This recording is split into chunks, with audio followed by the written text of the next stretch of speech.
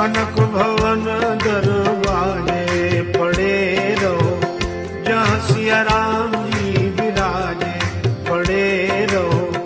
कनक भवन